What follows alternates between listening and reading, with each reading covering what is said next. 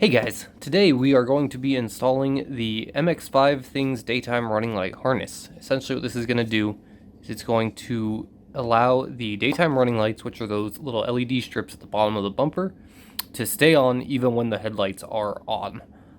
So as far as tools go, you will be needing a 10mm with an extension, a ratchet, a piece of tape will come in handy. It's not necessary. Essentially what we're going to do is we're going to tape the inside of this socket so that it kind of grabs that nut and doesn't fall behind.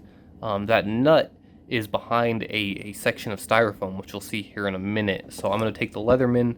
Potentially we're going to need to cut a notch out of it to kind of reach behind it. And then a Phillips screwdriver will come in handy. There's one little clip that's going to hold the carpet in that it might be helpful if we remove. Alright, so first thing is first, we are going to be removing this trim panel.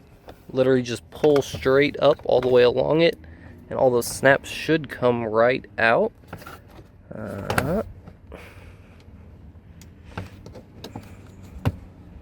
Okay, so this one actually has got like a little clip there. It's got like a little hook that hooks underneath the edge of this one, so be careful of that one. We're going to set this off to the side. Up next, we are going to be removing this. To remove this, we need to pull that little plug there. As you can see, you just pull the middle and then it releases the whole thing. And this should pull straight out. Whoops, first we need to remove the little rubber seal here. And then this will pull straight out, kind of out and forward, or backwards if you're going towards the direction of the car. Again, set this off to the side. Now, so we're going to remove this metal plate here. As you can see, there's one nut here, and there's another one back behind this whole piece. So I'm going to do my best to remove this with the alloy panel still on. I don't know if I can or not. We're going to find out.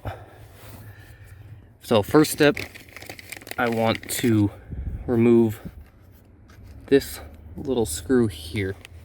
It's going to kind of give us a little more working room so we're not pulling on the carpet so much. So this is one of those plastic rivets, but it has a threaded insert. So we're just going to unscrew it like it was a normal screw.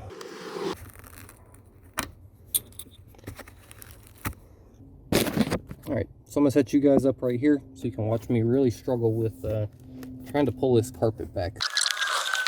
I'm leaning towards we need to remove this alloy panel. I'm thinking this rubber is going to have some more give underneath it. So now we need to get to this nut back behind here. We can't even see it, but I promise you there's a nut right about there. So I'm going to go ahead and just cut a notch out of this.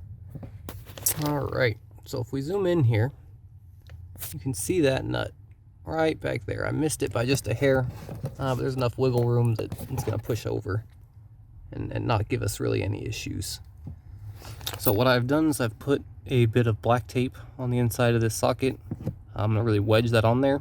Go ahead and loosen it, and in theory that nut should stay in this. So I don't have to worry about it dropping back behind that styrofoam.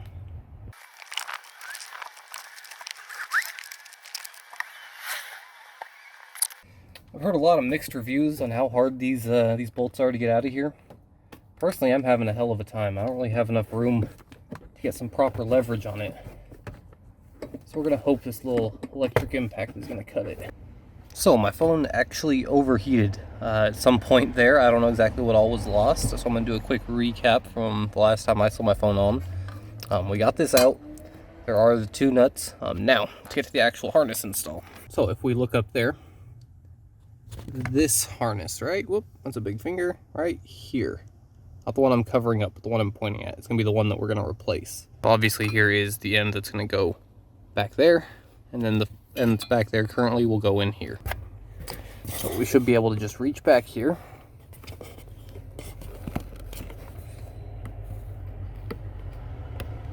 And remember, it does have a little clip. And pull it out. So now we're going to take this end, tuck it right where this one was, and then take this end and connect it here. So these plugs will only go together one way. You don't have to worry about anything as far as putting it in backwards or anything like that. It just can't happen. And there we go. That's it. So we're gonna tuck this harness up. I'll show you how that looks here in a second. But first, let's see if it works. And there it is. So that's the daytime. I'm actually really happy. I was a little nervous going with the 50% brightness. But actually that looks perfect. It looks OEM. I'm really liking that. So literally all I did was push all that up towards the fender. We are now going to remount this metal piece. Make sure you clip your hood cable back in here.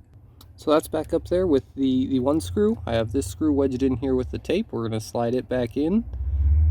All right, hey guys, I know this video is gonna be missing some parts. I know my phone overheated. It is about 100 degrees right now. My phone was sitting in direct sunlight trying to kind of film everything, get a time lapse of me pulling that all apart and then putting it together. On that note, it is all together. Oh, I don't think I can flip this around. But it is all together. We already tested, you saw the testing.